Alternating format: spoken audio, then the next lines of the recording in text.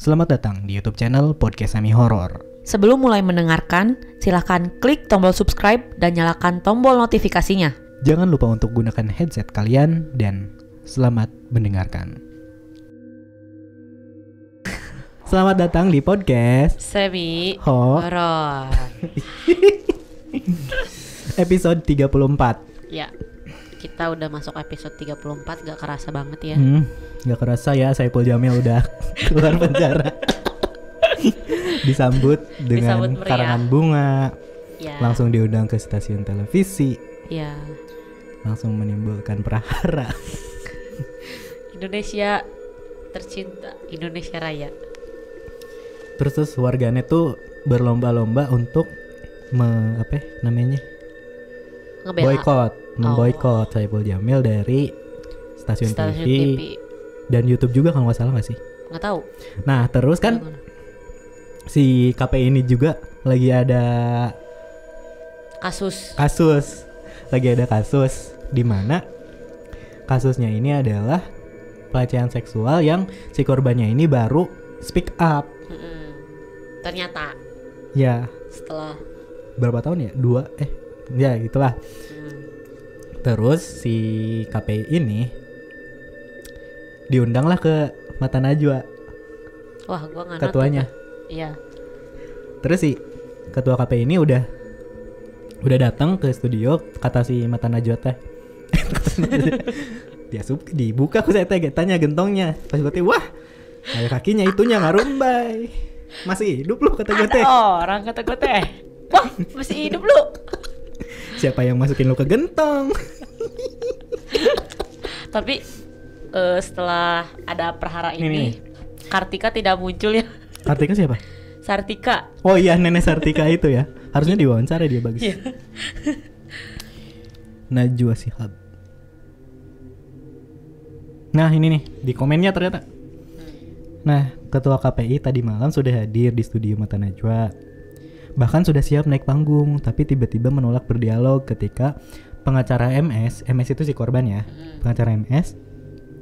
Ketika pengacara MS korban di KPI sedang berbicara dan langsung keluar meninggalkan studio.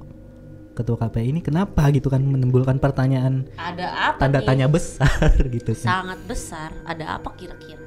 Terus kan Saipul Jamil keluar dari penjara nih, diundang televisi lah. Ya.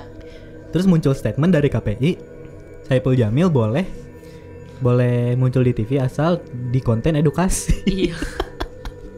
Pengalihan isu. Bisa-bisa aja KPI. Aduh. Jangan kenceng-kenceng kan itu orang bahasa di luar. Dung.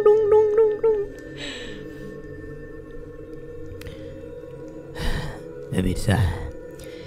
Kita rehat dulu sejenak.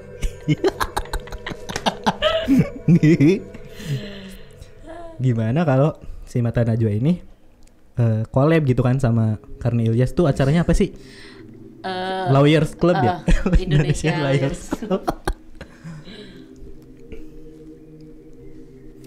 Negeri ini butuh orang yang senang. Tiba-tiba rehat dulu sejenak. Ikut berat napasnya ya kita. Yo. Oke, langsung aja kita mau bacain cerita. Dari siapa nih? Dari siapa ya? Bentar ya. Sabar pemirsa. Hindar. Let's go. Terjadi di suatu desa kecil di Jawa Barat. Penderitaan ini baru berakhir 2 tahun silam, sekitar tahun 2018. Halo Kak, nama saya Kumala, alumni siswi SMU unggulan dan termasuk murid unggulan di sekolah saya. Sebelumnya aku ingatkan sekali lagi untuk jangan menebak, apalagi nge-spill lokasi dan siapa orangnya, kalau siapa tahu di sini ada tetangga atau kerabatnya. Karena ini menyangkut kenyamanan si pemilik cerita. Ceritanya ini dari sudut pandang si Kumala. Aku selalu merasa bangga pada diri sendiri. Karena dari kecil aku selalu dapat pujian dari ibu dan ayah hal apapun itu. Keluarga dan teman-temanku juga sering memujiku, terutama soal fisikku yang dicirikan cantik. Cuma itu tingkat kebahagiaanku.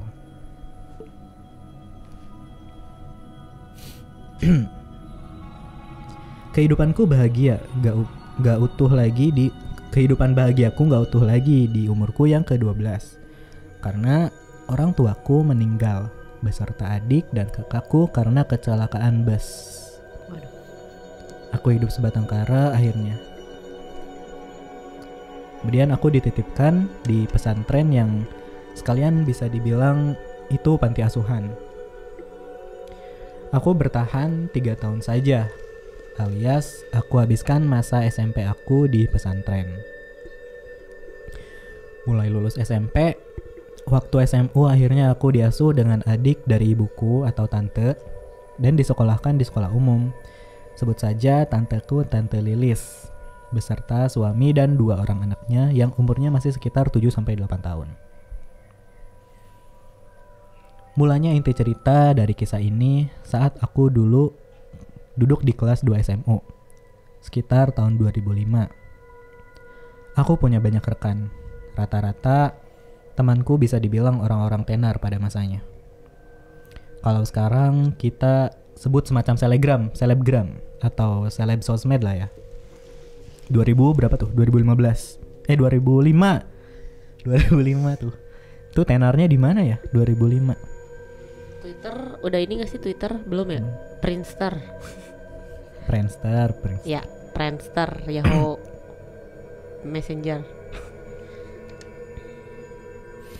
Nah, tapi cuma pemain iklan atau model karena belum kenal sosmed dulu tuh terkenalnya. Mereka berwarna-warni kepribadiannya. Tapi yang paling akrab dan banyak nyambung denganku namanya Erni. Erni anak orang mampu, baik sekali, loyal pada siapapun, cantik budi dan fisiknya. Tapi sayang, ia seringkali mudah tertipu. Ya, Erni mudah percaya dengan kata-kata orang. Maka dari itu, akulah orang yang pas untuk akrab dengan Erni. Karena aku selalu beri dia banyak nasihat. Suatu hari, Erni pernah mengajakku ke suatu restoran. Ia mengaku punya kenalan untuk bekerja dengan gaji yang lumayan. Akhirnya aku turuti pinta Erni. Sampai di sana, aku bertemu dengan seseorang yang dimaksud. Aku kurang yakin, karena itu seorang wanita tua, yang dari penampilan pun jauh dari kata modern, apalagi orang mampu. Kira-kira ia mau kasih kerjaan apa ke Erni? Nah, di sini aku berinisiatif untuk pisah meja saja dengan Erni, karena aku takutlah mereka membicarakan hal yang seharusnya aku nggak tahu. Tapi si Erni justru minta aku duduk gabung dengan mereka. Bentar, Erni apa Emi? Ya sebut saja Erni lah, nggak apa-apa. Saya dibilang, teu sopan hai maneh. Karunya ka ibu itu ka si ibu terus jauh-jauh demi arurang. Gak sopan lah, si ibu ini udah jauh-jauh. Mending duduk di sini aja, katanya si Erni. Tapi aku ikut saja ajakan si Erni. Ibu itu ramah sekali, sepertinya ia sudah punya anak seumuran kita, atau bahkan cucu. Di sana ibu ini menjelaskan ajakan untuk bekerja sama menjadi model dari produk kosmetiknya. Aku juga agak kaget. Penampilannya orang desa dan sudah tua, tapi ternyata owner kosmetik. Wow. Nanti sistemnya Erni jadi model utama dan kamu cadangannya gak apa-apa kan, Neng? Kata ibu itu padaku setelah diskusi panjang dengan sistem kerjanya. Aku cuma mengangguk setuju. Yang awalnya aku gak ngira sama sekali aku bakal diajak kerja juga. Dan dari penjelasannya intinya, aku dan Erni gak perlu kerja setiap hari. Cuma pada saat waktu-waktu tertentu ibu itu butuh, baru kami harus datang padanya. Aku lupa saat ceritakan ini nama ibu. Aku lupa saat menulis cerita ini nama ibunya. Jadi kita bilang ibu siapa nih? Ibu Mawar aja ya. Mawar sebutlah, Mawar. By the way, produk yang beliau punya bukan brand besar. Ia cuma memasarkan di Pulau Jawa dan di pusat oleh-oleh dan jarang juga orang tahu. Singkat cerita, kesepakatan kita tertanda di atas materai untuk kontrak selama 2 tahun, alias kontrak ini akan habis waktu nanti aku lulus SMU. Bayarannya lumayan lah, bisa untuk jajan dan memenuhi keperluan sendiri agar nggak selalu minta ke tante. Tapi Ernie justru ngasih 20% bayarannya ke aku karena aku yatim piatu alasannya. Mulia sekali si hati Ernie ini. Aku juga nggak tahu Ernie dapat kerjaan itu dari mana dan kerjaan dari ibu Mawar ini dari mana. Bahkan aku nggak kepikiran untuk nanyain juga. Awalnya kerjaanku berjalan lancar dan punya hubungan baik dengan Ernie. Tapi lama-kelamaan Ernie justru gelagatnya tuh aneh. Terus buat aku jengkel juga karena sering gak peduli pertanyaanku. Bahkan sampai diem-dieman. Lalu tiba pada suatu hari dia bilang, "Maneh besok aya acara henteu?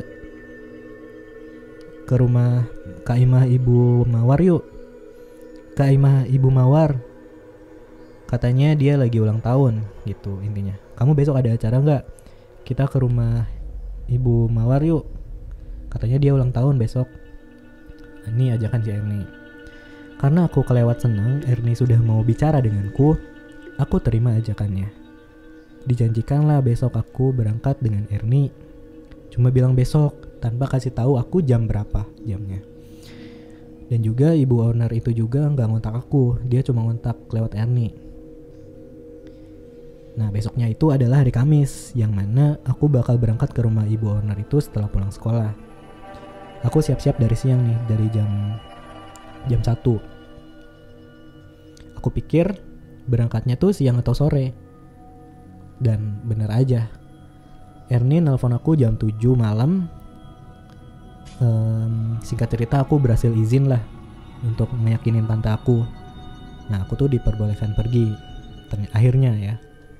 Tapi heran juga kenapa semalam ini. Dan di kereta terakhir aku tanya pada Ernie, "Kenapa kok malam banget acaranya?" "Gak apa-apa, biar langsung ke inti acaranya." "Mau balik jam berapa kalau begini ceritanya?" "Ya udah, nanti kita udah dijanjikan diantar pulang kok sama supirnya." Akhirnya sampailah kami di lokasi. Seperti tanpa pesta, sunyi sekali. Kami masuk tanpa permisi karena pintunya terbuka. Mungkin sedang ada sesi doa karena yang ulang tahun bukan anak-anak lagi. Dugaanku salah. Memang betul gak ada pesta. Cuma ada ibu Mawar yang duduk di sana dengan laki-laki yang mungkin anaknya. Makanan seadanya dengan beberapa benda aneh di atas meja. Kami cuma makan malam dan diberi evaluasi. Setelah itu, Ibu Mawar minta pada Ernie untuk menginap saja. Sedangkan aku disuruh pulang. Aneh. Iya, aneh. Dan menjengkelkan. Karena waktu sudah menunjukkan pukul 11 malam. Aku harus pulang sendirian diantar supir dari Ibu Mawar. Keanehan itu terus aku pikirin karena setelah pulang dari acara kemarin, Ernie betul-betul menjauh dariku. Di luar kebiasaannya, sampai yang paling parah, Ernie jarang masuk sekolah. Alasannya sakit, tapi kalau aku telaah, itu karena dibully dengan temanku yang lain. Karena aku pun risih dengan tingkah Ernie ini. Aku juga ngejauhin dia. Ditambah pekerjaan yang juga gak jelas karena gak pernah minta aku untuk kesana lagi dan gak ngirim gaji sama sekali. Tahu gini aku gak usah terlalu berharap. Ernie sering kelihatan bergelagat gak kenal sama aku. Ernie juga sering lupa sama janjinya gak cuma denganku, tapi dengan teman-teman yang lainnya. Ernie lebih temperamen dari biasanya. Tapi kadang-kadang sikapnya agak biasa. Bahkan dia lupa kalau pernah ngeselin. Tapi aku itu anggap mungkin itu masalah sepele. Mungkin Ernie juga udah punya kesibukan di luar sekolah, kayak kacang lupa kulitnya gitu. Singkat cerita, di suatu hari setelah berbulan-bulan gak tegur sapa dengan Ernie, aku ingat waktu itu aku pulang sekolah disambut tanteku dan Ernie di ruang tamu di rumah tanteku dengan tatapan gak enak. Nah, di sini tuh aku lihat Ernie yang secara fisik aku tuh lumayan kaget. Dia tuh tiba-tiba kurus banget dan kulitnya tuh kusam. Aku kaget karena Ernie jarang masuk sekolah. Nah, sekalinya masuk tuh aku cuma lihat Ernie sekilas dari jauh. Mungkin ini masalah yang serius. Aku didudukkan dan dijelaskan. Ernie menyuruh aku untuk gak balik lagi ke rumah owner kosmetik itu atau rumah Bu Mawar. Terlalu berbahaya katanya, karena menyangkut masa depanku nantinya. Dan katanya si Ibu Mawar ini atau owner kosmetik ini, dia tuh semacam mau cari tumbal. Tapi alasan yang diberikan benar-benar gak masuk akal. Aku nggak bisa percaya lagi deh kata-kata, atau aku nggak bisa percaya lagi kata-kata Ernie di sini. Lagian aku harus berpikiran logis. Di sini aku udah lumayan buta dengan uang yang gak seberapa itu dibandingkan nyawa dan kesetiakawanan. Nah, sampai di sini aku sampai aku ngelawan dan menyangkal nasihat dari Ernie habis-habisan. Padahal dipikir-pikir juga Ernie lah yang baik hati ngajak aku kerja bareng sama si owner kosmetik ini. Tanteku juga menasihati aku untuk jangan balik lagi. Tapi di sini aku ngeyel. Gak lama dari hari itu ada telepon masuk. Dan ternyata itu telepon dari si Ibu Mawar, yang katanya dia bilang kalau aku sudah jadi model satu-satunya. Dan si Ernie justru yang disingkirkan. Lama aku gak dihubungi, aku kira aku sudah gak dibutuhkan. Ternyata masih juga. Dan kebetulan sekali, setelah aku bertikai dengan Ernie dan tanteku, berjalanlah aku sendiri dengan senang ke rumah ibu owner itu. Waktu hari yang ditetapkan, kapan aku harus datang, aku diminta datang sore hari. Janjinya sebentar, untuk foto doang, tapi ternyata nggak gitu. Sampai jam 9 malam, aku belum pulang, sedangkan aku sudah sangat lelah. Mana lagi aku nggak ada persiapan buat nginep. Malam itu, aku bingung mau pulang gimana. Aku disapa oleh ibu owner. Nah, dia minta aku untuk nginep aja. Tapi aku bilang gak bisa, aku harus sekolah besok karena ada persiapan UN atau semacam tryout. Tetapi ibu owner itu seperti memaksa dan khawatir terjadi apa-apa jika aku keluar semalam ini. Akhirnya aku iyakan, tapi dengan syarat. Ibu itu harus menelpon tanteku untuk izin. Nah, diiakanlah oleh ibu owner itu. Ia meminjam HP-ku untuk menelpon tanteku, sedangkan aku bersiap untuk tidur supaya besok pagi aku tidak telat berangkat sekolah. Aku disiapkan kamar besar, dari modelnya sih seperti bukan kamar tamu, seperti kamar anggota keluarganya. Tapi aku cuek saja ya. Setelah meletakkan barangku dan aku mandi, di dalam kamar yang disediakan untukku ada kamar mandi, tapi nggak boleh dipakai.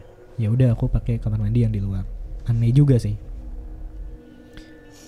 Nah, setelah mandi, aku dijegat lagi untuk makan malam dulu. Padahal aku udah ngantuk banget. Tapi mau gak mau, aku harus makan demi menghormati. Setelah makan, aku dipersilakan tidur. Kagetnya aku, waktu masuk ke dalam kamar, aroma dupa ini, tiba-tiba ada aroma dupa menyengat, menusuk sampai buat aku pusing. Obat nyamuk apa ini? Dalam hatiku bergumam. Aku mau gak mau tetap tidur di kamar itu dengan hati yang gelisah. Di antara sadar dan gak sadarnya aku di waktu itu mulai terlelap. Aku bermimpi ada seseorang perempuan duduk di ujung ranjangku yang entah itu siapa. Seperti bergumam dan membelakangiku sambil memijat-mijat ujung jemari kakiku. Tapi aku gak bisa bergerak untuk bangun. Perempuan itu nampak aku kenal, tapi gak mungkin. Masa itu ibuku? Ibuku sudah meninggal. Aku mencoba tidur lebih dalam lagi, tapi suaranya semakin jelas, seperti nyinden dengan bahasa Sunda yang lirih. Dan sesekali dia berbicara, tapi aku gak paham karena diselingi dengan isak tangis. Aku paksakan bangun, dan betapa kagetnya aku, ternyata di depanku ada Ibu Mawar, owner kosmetik itu, berdiri di ambang pintu, menatapku begitu saja tanpa sepatah kata. Aku lihat bajunya persis yang dipakai perempuan dalam mimpiku. Apa tadi bukan mimpi ya? Ah, udahlah. Mungkin Ibu Mawar ini cuma ngecek aku untuk ngecek udah tidur apa belum. Setelah itu aku kembali tidur pulas. Paginya aku bergegas mau pulang dan berangkat sekolah. Tapi aku keliling rumah ibu owner itu pamit. Untuk pamit. Tapi ternyata sepi, gak ada seorang pun. Akhirnya aku pergi ke bangunan yang satunya, gak ada orang juga, sepi. Karena ngerasa aku cuma buang-buang waktu, aku akhirnya pergi ke stasiun sendirian. Masa bodoh gak usah pamit dulu. Jujur dan betul-betul aku bingung kenapa sepi sekali di kota ini. Tiba-tiba sepi kota ini. Padahal ini hari kerja. Gak ada hari besar, gak ada tanggal merah. Sampai di teras rumah, aku ingat sekali. Aku mual yang teramat sangat, dadaku sakit sampai aku berlutut di depan pintu. Dan akhirnya aku pingsan. Tiba-tiba setelah aku terbangun entah di mana. Di sebelahku tanteku dan seorang bapak-bapak yang aku gak kenal.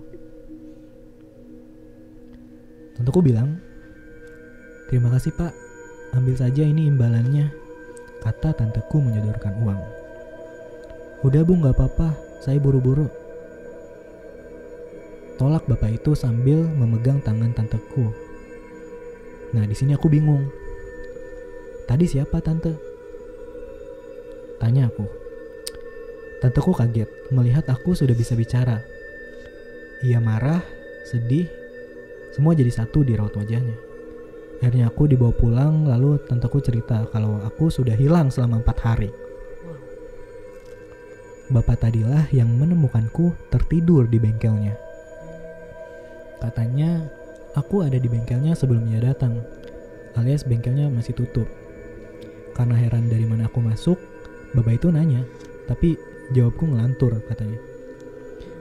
Hampir mau diurus ke kantor polisi saat hilangnya aku di hari ketiga, tapi tanteku yakin aku masih ada di sekitar rumah. Dan bener aja, ada tetangga dari bengkel itu yang kenal dengan tanteku dan melaporkan tanteku kalau aku sudah ditemukan. Dan akhirnya aku dibawa pulang. Lokasi bengkelnya tidak jauh dari rumahku, tapi cuma beda desa aja. Setelah kejadian itu, aku sakit dan tanteku peka nampaknya ada yang gak beres. Aku beberapa kali didoakan dan diberi nasihat oleh seorang ahli agama. Waktu ahli agama itu bilang ada orang yang mau memperkosaku supaya aku jadi bagian dari mereka. Karena setelah jadi bayi, aku bakal tunduk pada mereka. Untungnya kata ahli agama tersebut, aku gagal diperkosa. Mereka yang dimaksud masih kemungkinan adalah anggota keluarga dari Ibu Mawar tadi, owner kosmetik itu. Tentang Ibu Mawar itu, yang aku minta untuk izin dengan tanteku di malam aku menginap, ternyata dia nggak izin sama sekali. Ibu Mawar itu bohong. Tanteku benar-benar gak nerima telepon atau SMS dari nomorku sama sekali. Bahkan kontak ibu owner itu sudah dihapus dari ponselku. Kalian bingung, apalagi aku. Aku gak merasa menghapusnya. Aku hilang 4 hari, tapi yang aku ingat, aku hanya pergi beberapa jam untuk pulang. Dan aku ingat, sudah sampai di depan pintu rumah, lalu aku gak ingat apa-apa lagi. Di situ aku pingsan. Nah, kata ahli agama ini, jiwaku sudah berada di alam lain. waktu aku terbangun dari tidur. Nah berarti pas dia bangun tuh jiwanya tuh udah nggak di situ. Iya, pas dia pulang ke stasiun itu. Dan memang waktu di dunia lain terasa lebih cepat. Sedangkan di dunia manusia aku sudah nggak pulang berhari-hari. Seperti itulah intinya. Semoga kalian paham. Tanteku termasuk orang yang simpel dan gak mau ribet. Atau mungkin dia terlalu sibuk mengurus anaknya yang masih kecil sampai setelah kejadian ini dia mau semua dilupakan saja. Dan jangan pernah ingat ibu mawar owner kosmetik itu. Apalagi sampai datang ke rumahnya. Padahal aku penasaran banget si ibu ini kemana. Kenapa dia harus punya niat jelek sama aku? Hari-hari aku lalui dengan kondisi fisik yang kian melemah. Aku sakit, aku pendam sendirian karena gak mau repotin tante. Walau terus diobatin, aku ngaku aku sudah mendingan. Nah, sampai tiba waktunya UN dan aku lulus SMU, aku baru merasa sembuh. Benar aja, bertepatan dengan kontrak aku berakhir nih. Kontraknya berakhir kan sampai lulus SMU ya. Nah, setelah lulus, aku dijodohkan dengan seorang laki-laki pilihan omku. Yang gak lama dari situ, kami menikah. Aku menikah di umurku yang ke-19 tahun tanpa penolakan dari calon suamiku. Dan aku menerimanya juga. Pernikahan berjalan dengan lancar dan bahagia hari itu. Awalnya baik-baik aja, dan sampai saatnya aku mengandung anak pertama 2 tahun setelah menikah. Sukacita betul-betul terasa di keluarga kecilku. Aku rawat dan jaga bayi ini. Kontrol kebidan rutin, dan suamiku juga melarang aku berkegiatan yang berat. Pokoknya aku betul-betul ratu selama 9 bulan. Tapi ada momen yang aku pikir ini aneh. Aku sering memimpikan seorang perempuan yang juga aku kenal, yang aku gak kenal. Maaf, gak pernah ketemu, bahkan aku gak pernah terpikir apapun soal orang lain. Perempuan ini tuh selalu membawa seorang anak kecil yang baru bisa jalan. Dia menitipkan anak ini karena dia sibuk berjualan di pasar. Setelah itu dia pergi meninggalkan aku. Begitu terus alur mimpiku tentang perempuan misterius ini. Gak setiap hari tapi lumayan sering. Sampai buat aku bertanya-tanya. Nah, singkat cerita, aku melahirkan bayi perempuan. Aku beri nama dia Nanda. Bayiku normal secara keseluruhan, lahiranku pun normal. Aku bersyukur karena dapat menikmati kehidupan baru yang bahagia. Hari-hari aku jalani sampai suatu hari suamiku terus berterima kasih padaku karena selalu memuaskan hasratnya setiap malam. Aku bingung, karena aku gak merasa melakukannya. Awalnya suamiku aku anggap bercanda, tapi makin kesini semakin serius. Aku sering marah dan curiga, sebetulnya ia berhubungan dengan siapa? Aku tanya, apa yang aku kenakan pada saat itu? Tapi benar, baju yang kupakai hari itu, benar, sama. Aku sampai berusaha terjaga di malam hari, menunggu suamiku tidur duluan untuk lihat apa yang sebenarnya terjadi. Tapi aku gak menemukan keanehan seperti mungkin suamiku menyelinap keluar rumah dan lain-lain, tapi enggak. Aku cuma ngelihat suamiku mengigau. Ya udahlah, mungkin sebelumnya ia cuma mimpi. Dan pikiranku selalu positif. Di umur bayiku yang ke-5 bulan, suamiku bersikap aneh tiba-tiba. Gelagatnya tuh aku ingat seperti teman lamaku, si Ernie. Seperti menjauh dan gak mau pulang ke rumah. Seperti jijik lihat aku. Sakit hatiku melihat suamiku seperti ini. Aku selidiki dan tanya juga dengan suamiku, tapi nampak gak ada orang ketiga di hubungan kita. Aku selalu selidiki kenapa dan ada apa sebenarnya, apa salahku. Jenuh juga seperti ini. Akhirnya alasan terakhirnya suamiku bilang ia hanya mau fokus karir. Aku digugat cerai setahun berikutnya. Semakin mantap gugatannya karena anakku Nanda, dia didiagnosa memiliki kelainan Down syndrome. Betul-betul terpukul dengan hidup aku yang sekarang. Aku gak punya dukungan dari siapapun termasuk tante dan omku. Mertuaku justru mendukung perceraian ini karena malu juga. Alasannya punya cucu Down syndrome. Tapi kenyataan mau diubah seperti apa lagi? Aku gak punya pembelaan juga. Aku harus menelan bulat pil pahit ini, mensyukuri apa yang sudah ku punya. Menjadi orang tua tunggal untuk Nanda, aku sekolahkan ia dan menganggapnya sebagai anak pada umurnya. Iya, anak pada umumnya. Belum usai, aku trauma dengan perceraian dan kenyataan Nanda mengidap Down syndrome. Nanda selalu marah-marah sambil bilang mau pulang. Padahal posisi kami dikontrakan sendiri. Nanda bukan di level Down syndrome yang parah. Ia masih bisa beraktivitas normal dengan fisik yang normal. Tapi kadang bicaranya aja yang sering gak nyambung dan telat waktu dipanggil. Selain ia selalu mengamuk minta pulang, Nanda seringkali membahayakanku. Walaupun ia masih TK, tapi tenaganya begitu kuat.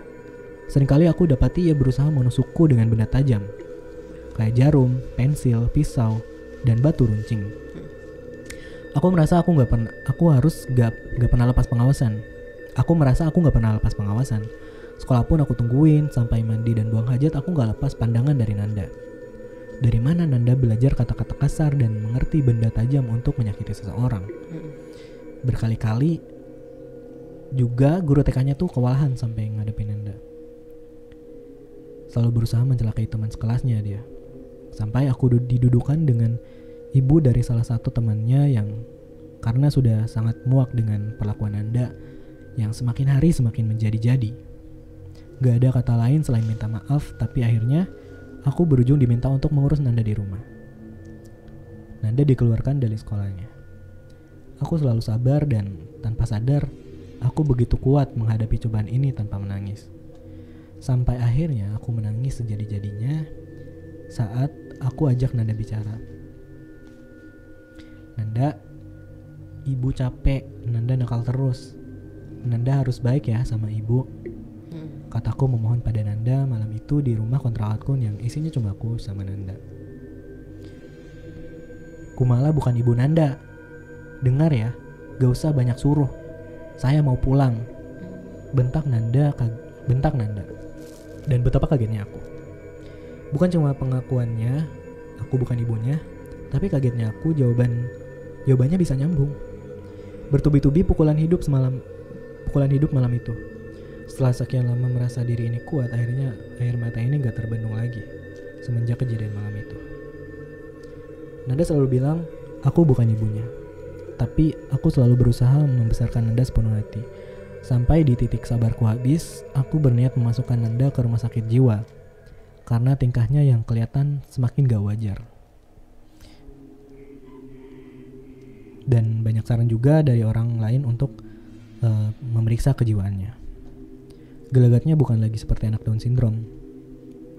Aku minta juga Nanda untuk diurus di RSJ karena aku harus bekerja untuk menyambung hidup. Segala pemeriksaan dan pengumpulan data akhirnya disetujui juga oleh pihak rumah sakit. Oh iya, selama ini aku cuma berobatkan Nanda ke puskesmas di desaku dan dirujuk ke rumah sakit kecil. Aku juga minim pengetahuan tentang Down syndrome dan gangguan jiwa. Aku beberapa kali bingung dari masukan orang lain, bahkan dokter yang selalu berbeda-beda diagnosanya. Aku selalu terima saja masukan dari siapapun. Padahal setauku, Down syndrome dan kelainan jiwa adalah hal yang berbeda. Tapi setelah ke RSJ justru diketahui juga anakku mengidap gangguan jiwa. Yang dokter juga bilang kalau ternyata dari faktor genetik atau keturunan. Sesekali aku menyempatkan diri menengok Nanda di RSJ. Nanda punya satu suster yang menanganinya, sebut saja namanya Ibu Riri. Suatu ketika Bu Riri ini bilang padaku, "Bu, sepertinya Nanda ini anak yang spesial." Bu Riri yang awalnya aku anggap masa bodoh karena banyak yang bilang begitu.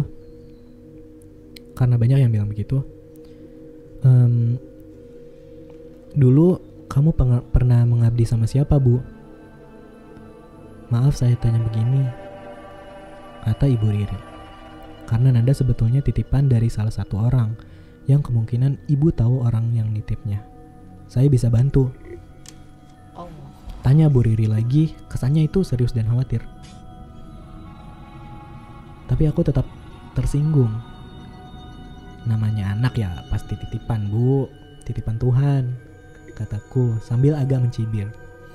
Kemudian Bu Riri terdiam, mungkin gak enak tapi tangannya memegang bahuku. Titipan seseorang Bu, katanya lagi. Suami saya? Ya pasti, suami saya kan seseorangnya kan, ya kan? Kataku sambil masih mencibir. Seorang mama juga menitipkan Anda. Dulu kamu nggak bisa. Seorang ibu juga ia menitipkan Anda. Masa lalumu betul-betul nggak bisa disesali lagi. Mungkin kamu pernah bersekutu atau mengabdi pada sesuatu. Jadi kamu merelakan keturunan-keturunanmu, Bu. Ini penjelasan dari Ibu Riri semakin serius. Aku semakin ngeri dengan kata-katanya yang semakin lama aku hanyut dalam penjelasannya. Banyak juga kenyataan-kenyataan yang ditunjukkan Nanda kalau aku seperti bukan ibunya. Dan Nanda betul-betul gak mirip dengan aku atau juga suamiku. Tapi keyakinanku tetap gak goyah kalau Nanda tetap akan aku rawat bagaimanapun keadaannya. Aku jalani semuanya dengan ikhlas, walaupun Bu Riri selalu menyarankanku untuk mengobati Nanda ke orang pintar saja sebelum umurnya menginjak 8 tahun. Tapi aku tetap menolak. Ku jalani hidupku sampai di tahun 2017, sampai rumah sakit selalu kewalahan menghadapi Nanda. Kondisinya semakin gak karuan, selalu menyakiti dirinya sendiri karena gak ada seseorang yang bisa ia sakiti atau melampiaskan emosinya. Setahun berjalan dengan kondisi Nanda semakin kurus dan memprihatinkan, ia akhirnya melemah dan sakit. Baru aku sadari dan baru aku percaya kalau penyakit yang Nanda alami bukanlah penyakit medis, sampai ada kerancuan antara Down syndrome atau kelainan jiwa. Banyak orang yang sudah berusaha menyadarkanku, tapi aku gak percaya sama sekali.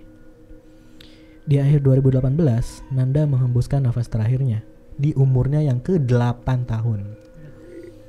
Terpukul, tapi juga merasa usai penderitaanku karena selain sulitnya mengurus Nanda, aku harus menanggung malu sebagai seorang janda yang mempunyai anak Down syndrome awalnya. Tanpa aku cari jawaban sebenarnya apa yang menimpaku. Aku cuma berserah diri pada Tuhan. Memang ini takdir hidupku. Tahun-tahun berlalu, tepatnya di tempat kerjaku yang baru, aku beranikan cerita masa laluku yang kelam. Di sana ada satu temanku yang menceritakan satu film yang sempat booming pada masanya di tahun 1980-an. Tapi aku nggak tahu film itu karena aku benar-benar kudet. Betul persis dengan apa yang aku alami. Keluarga yang ada di film itu betul-betul hampir kehilangan anaknya di umur yang ditentukan. Percaya nggak percaya, tapi ini aku simpulkan dari diri sendiri, mulai dari prosesnya dan urutan kejadiannya. Persis seperti ibu owner kosmetik yang dulu pernah mempekerjakan aku. Betul-betul aku punya dendam yang mendalam untuk ibu owner kosmetik itu. Tapi aku kehilangan jejaknya. Aku cuma mau berdoa supaya kedepannya ini menjadikan aku pribadi yang lebih bijak dan hati-hati. Aku juga minta doanya untuk anakku almarhumah Nanda agar tenang di sisi Tuhan Yang Maha Esa. Aku sayang sekali dengan Nanda.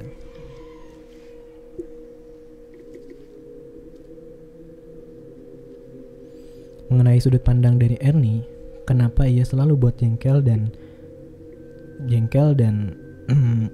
aku dan teman-teman sekolah yang lain? Karena sebelumnya Ernie ke rumahku. Nah, pasti Ernie ke rumah untuk bilang jangan ke rumah ibu owner kosmetik itu. Di situ ia sebelumnya sempat berobat ke orang pintar. Awalnya ia mengeluh sakit di bawah kiri perutnya. Setelah diperiksa ke medis, gak ada penyakit serius. Tapi semakin didiamin, ia semakin parah. Seperti pendarahan dan nyeri. Nah, disitulah ia putuskan untuk berobat. Dan disitu ketahuan kalau ia sudah dihamili sesuatu yang gak bisa dijelasin dia apa. Rupa fisiknya seperti genderuwo.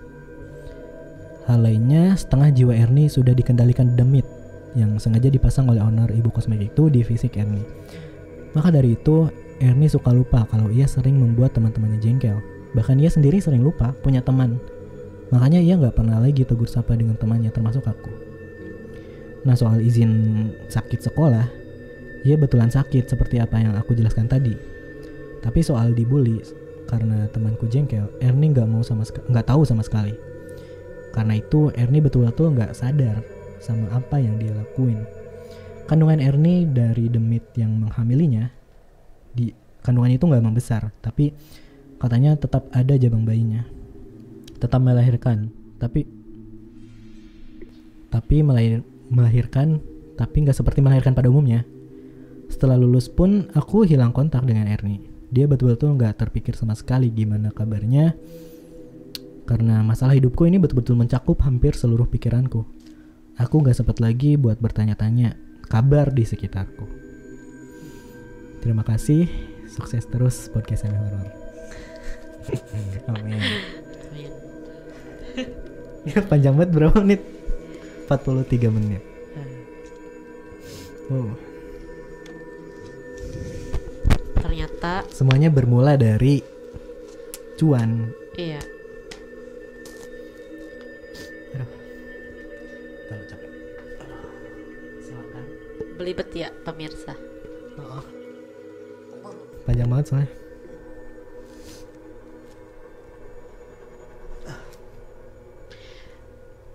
Ternyata si Nanda ini bukan anaknya Kumalasari. Kumala, Deng. Kumala hari guru SMP kita. Barbie Kumalasari. Ternyata itu anak yang dititipin dari si owner Bu Mawar, owner kosmetik itu. Parah. Ini buat lulu pada nih yang tertarik, buat yang pengen jadi terkenal tiba-tiba, jadi selebgram, jadi pengen punya kerjaan yang secara instan, yang didapatnya secara instan, terus kok agak curiga ya, itu kalian harus hati-hati. Harusnya ada yang bisa kita lihat dari sisi lainnya juga. Betul. Kok kenapa gue bisa dapat kerjaan ini? Kenapa? Kalian harus tanyakan itu. Kenapa bisa secepat ini naiknya? Ya hati-hati aja sih sebenarnya. Nah, menyangkut soal tadi yang waktu di dunia gaib dan dunia manusia itu, waktu dunia gaib lebih cepat dari dunia manusia. Bukan dunia gaib, apa ya? Dunia lain lah. Ya sama aja sih. Gue inget cerita dari siapa ya, nggak tahu. Gue inget cerita dari salah satu cerita di podcast Malam Kliwon. Waktu itu dia mengalami gangguan. Dia didatengin sama kayak ceritanya Kristo deh kalau nggak salah, Kristo Immanuel. Nah, dia itu mengalami diganggu sama, intinya itu dia ada tangan mau ngeraba dirinya. Nah, nggak tahu lah, pokoknya ada tangan. Ternyata pas dia nanyain ke ibu dari temennya yang lumayan yang bisa gitu lah, yang pinter, orang pinter ya bisa disebut. Ternyata dia bilang, kamu pernah ini kayaknya dari ulah kamu sendiri deh, dari gambar kamu. Terus dia kaget, hah? Gambar apaan? Kata si Kristo. Terus dia, singkat cerita, dia cari di rumahnya, dia ketemulah dia gambar dia waktu SMP loh. Waktu SMP. Gambar iseng. Iya, gambar iseng, gambar tangan. Dan dia kaget, wah gambar tangan gue bagus nih. Gue nggak pernah gambar tangan sebagus ini sebelumnya. Dan dia berniat untuk menyimpan gambar itu, dan sampai dia kuliah dia baru mengalaminya. Bisa gitu ya? Apa emang si gambarnya gimana ya? Apa emang ada yang masukin gambar itu? Apa gimana itu? Kalau kayak gitu? Kalau kata guru ngaji kita dulu, jangan pernah gambar makhluk hidup sempurna, karena dia bakal nagih nyawa ke kita. Ingat gak? Ya ingat. Nah kayak gitu deh kayaknya. Bakal ada yang bakal tercipta gitu. Tapi bisa jadi nggak sih, kan setelah si gambar itu disimpan terlalu lama, dalam jangka waktu terlalu lama, bisa jadi ada yang milikin gambar itu nggak sih? Sebenarnya lama di waktu kita. Oh. Sedangkan di waktu dia itu terasa cepat. Gambar lama itu. Sebenarnya pas waktu dia gambar langsung ada yang tertarik buat masuk kayaknya gitu. Ya bisa jadi. Sementara di waktu kita kan nunggu dulu lama.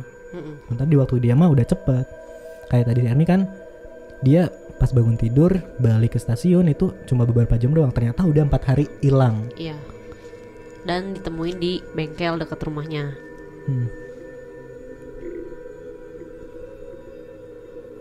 Ini si Kumala ini emang bener-bener keras kepala sih. Iya. Padahal si Erni ini udah ngewanti-wanti kan sebelumnya sama si Kumala untuk nggak pergi untuk nggak balik lagi. Iya. Tapi si Kumala ini kekeh buat pergi ke sana dan ya balik lagi karena dia butuh uang juga. Biar nggak nyusahin tantenya. Dilemanya dia itu di situ. Terus yang ini loh, yang si Kumala hanya setelah nikah hamil, itu anaknya berarti bukan anak si suaminya kan, bukan? Oh, jadi yang suaminya itu ngerasa, iya, yang terus berterima kasih, terus tiap malam dilayani. Ternyata dia tuh bukan sama si Kumala, sama si apa dah? Sama si Kumala. Ternyata sama si ibu owner ini nggak sih, yang pegangan si ibu owner ini kayaknya? Sepertinya. Kayaknya sih gitu. Coba kalian simak lagi deh. Nanda juga anaknya kan selalu bilang, gue bukan anak lo, gue mau balik gitu. Nah, ke rumahnya. Iya. Tapi kan ternyata rumahnya si Nanda ini bukan di rumah kontrakan itu. Ternyata di rumahnya yang emang rumah alam gaib. Iya. Iya. Walaupun dia berserah sama Tuhan kan, dia harus melakukan setidaknya dia ikhtiar gitu, nanya ke orang pinter. Nah, ternyata dia tuh kayak menerima bahwa si Nanda ini emang penyakit medis gitu. Tapi ternyata kan setelah dia terus masuk kan rumah sakit sama suster Riri kan udah disarankan, diingetin. Bahkan dia udah sempat takut juga, udah sempat khawatir, percaya gitu kan. Iya. Bisa dibilang. Tapi kayaknya mengurungkan niat lagi buat. Ya itulah, karena keegoisan sendiri sih. Bisa dibilang. Gila, itu suaminya gak kebayang berhubungan sama siapa. Iya, tapi si sosoknya ini rupanya itu menyerupain si Kumala ini. Iya, makanya kan pas ditanya, coba tebak aku pakai baju apa semalam. Iya, ternyata mirip. Parah. Jadi itu cloningan, menyerupai. Ngeri banget ya kalau emang bener. Emang bener sih ini cerita beneran ya. Ngeri banget. Terus story. 2005. 2005 sebenarnya 2005 udah ini banget ya. Apa maksudnya, dia zaman-zaman udah 2005 gue baru masuk kelas 1 SD. Iya sih bener. 2005. Gue 2006 masuk SD gue. Iya. Berarti kan itu udah tahun-tahun milenial dong harusnya, enggak sih? Tahun generasi Z. Iya gak sih? 2005 di SMU tuh masih rame-ramenya. 2005, sosmed 2005 apaan ya? Tahu, coba kita cari dah. Kayaknya ini gak sih? Kakao Talk? Enggak ya?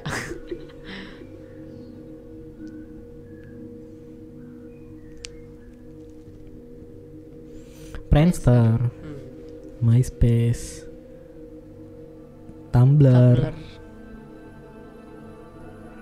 Friendster sih, sama Yahoo Messenger yang paling lama. Cuman kan anak-anak SMA belum tentu pada make 2005. Soalnya HP juga masih pada jadul gak sih? Belum yang smartphone. Belum ada kecuali Android. 2005 belum ada Android. Kecuali BlackBerry kali udah ada ya? Mungkin. Cuman belum banyak di Indonesia, belum banyak. Internet kali. Pun masih jarang. 3G pun udah paling cepat. 8G sih. 8G. GPRS tuh dulu. Emang iya ya? Iya, GPRS. Oh. GPRS. GPRS. Gue masih awal punya HP tuh kelas 5 SD, Sony Ericsson, ingat banget. Kelas 5 SD. Oh iya, Sony. Gue inget tuh HP lu kayak gimana. Iya, kameranya bisa digeser-geser, cekluk-cekluk, ditutup buka. Ceritanya mengerikan juga sih. Ini ya, sebagai reminder juga buat kita untuk selalu berhati-hati dan jangan Iya. egois juga. Baiklah. Ya mungkin episode 34 satu cerita aja kali ya. Udah panjang banget soalnya nih. Udah Takut mau- bosen nih kalian iya, yang nonton, udah mau yang 1 denger. jam. Terima kasih sudah mendengarkan episode 34. Jangan lupa kalau kalian pengen kirim cerita, boleh klik aja link di bio Instagram @podcastsemihorror, atau DM juga boleh, atau ke email podcastsemihorror@gmail.com. Terus Atau apa lagi? Jangan telepon boleh, via telepon. boleh, tinggal DM aja. Ya, Buat kalian yang nonton di YouTube juga bisa langsung apa nih? promo YouTube dong. Oh iya. Buat di YouTube juga bisa kalian like, comment, subscribe dan share ke teman-teman kalian biar lebih tahu ya.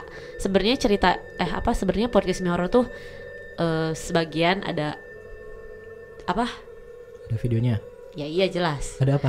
Ada apa namanya? Visualnya. Ada apa? Bukan, Ada di YouTube. ada pesan-pesan tersembunyi, terselubung dari setiap cerita. Benar-benar. Kalau kalian dengerin di Spotify, dengar kita cerita dengan visualisasi, penasaran kita ngapain, boleh kalian nonton di YouTube. Kita juga punya YouTube tapi masih dikit subscribernya, jadi tolong di-subscribe. Ya, mungkin itu di episode 34. Akhir kata Aziz pamit. Yunda pamit. Tetap dengarkan podcast Semi horor. Dadah.